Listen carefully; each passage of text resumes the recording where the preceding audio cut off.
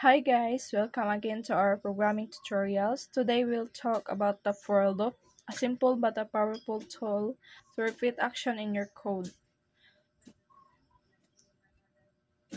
Sa Tagalog, para itong palit-ulit na utos. Sa Bisaya, balik-balik nga instruction hangtod na mahuman ang counter. Ready na ba mo? Let's dive in. So what is for loop? A for loop is a controlled flow statement used in programming to repeat a block of code a specific number of times. So basic structure in Python. So the first line for Python is for I in range 5.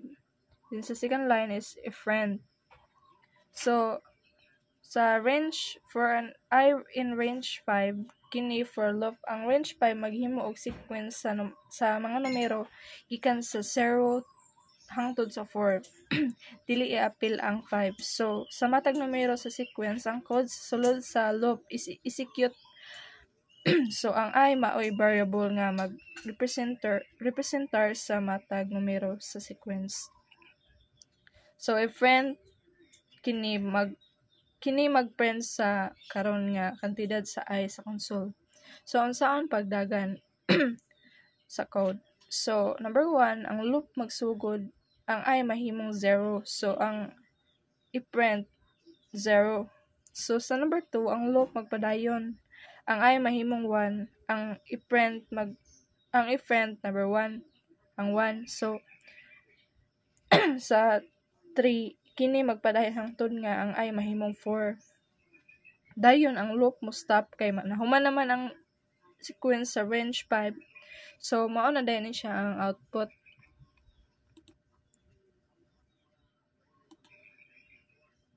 So ang output niya is 0, 1, 2, 3, 4, 5.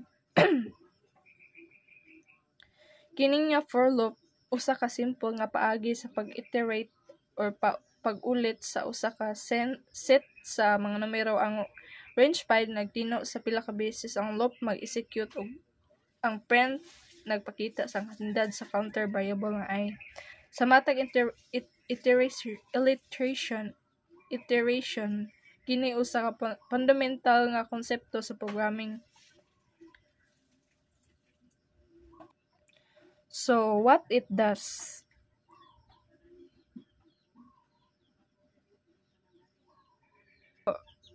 Range 5 generates number from 0 to 4. So muna siya atong example sa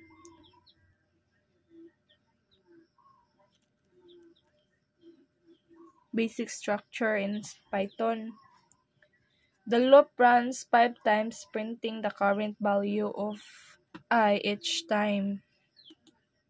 So general use, iterating over a sequence like a list, tuple, string, repeating actions a certain number of times. So there is there are the two example.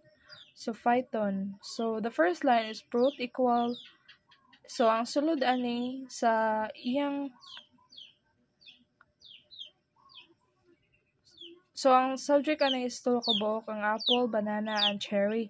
So second line is per fruit and fruits. So the last line is print the fruit.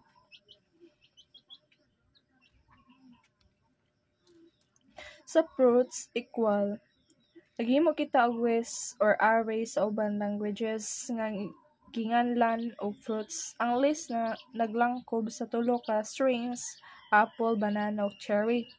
For fruits and fruits, kini ang for loop mag-iterate kini sa matag item sa fruit list. Sa matag iteration, ang karon nga item sa list i-assign sa variable nga fruit. So i-print nato ang kantidad sa prutas nga variable nga mao ang karon nga prutas sa list sa console. So unsaon pagdagan ani nga code? So number 1, magsugod ang fruit mahimong apple. So ang print fruit magprint og apple. So ang number 2 ang loop magpadayon. Then ang fruit mahimong banana. Ang i-print sa prutas magprint og banana. So ang number 3 ang loop magpadayon pag-usab ang fruit mahimong cherry. Ang print fruit magprint og cherry. Human niini ang loop mo stop kay nahuman na ang tanan item sa fruit list. So mo na ni ang output niya. So I forgot to I think the output nakat siya. So there's so mo na dayon ang output sa apple, banana, cherry. So I think na wala ni siya diri sir nakat. Kining for loop usa ka simple nga paagi sa pag-iterate or pag-ulit sa item sa usa ka list. Ang for loop magpadayon hangtod nga ma-process ang tanan items sa list. Kini usa ka importante kaayo na konsepto sa programming. So this is the Java example. First line is for int I equal 1 semicolon I less than equal 5 semicolon I plus plus curly bracket. Then the second line is system.out.print line or number plus I semicolon. Then the last is right curly bracket. So for int I equals semicolon I less than equal 5 semicolon I plus kini ang for loop sa Java. Ang atong tan-awon ang sulod sa parentheses. So ang int I equal semicolon naghimo kita og integer variable nga nganlan og I ug gihatagan kini og initial value nga 1 kini ang atong counter. So I less than equal 5 semicolon kini ang kondisyon nga ang loop pagpadayon hangtod nga ang I less than or equal to 5. So ang I plus plus semicolon human sa matag iteration sa loop ang I madungagan og 1. So kaning sulod sa duha ka curly bracket na siya tulo ka dot.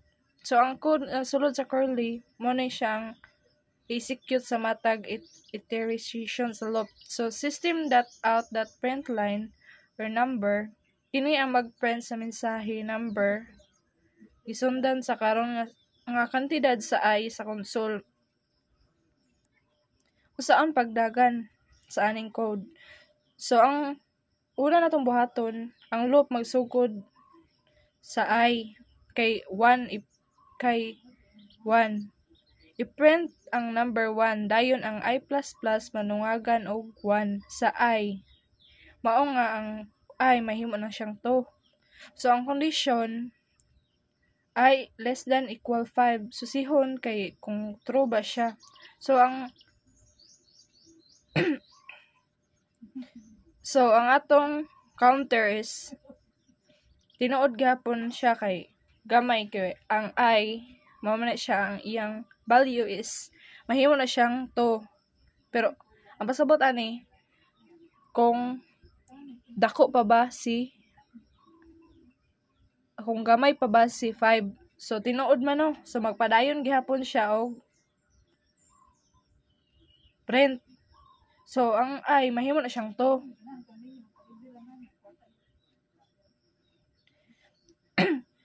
Dayon mahimo na po siyang 3. Hangtod na mo padayon siya then ang I mahimo na siyang 6. So kung ato dayon siyang isusi kung kung true ba. So 6 less than equal to 5 true ba. So false man dira dayon ta mohunong og code or lagay mo code. Then Ang output niya is 1 to 5. Muna siya ang output. Number 1, 2, 3, 4, 5.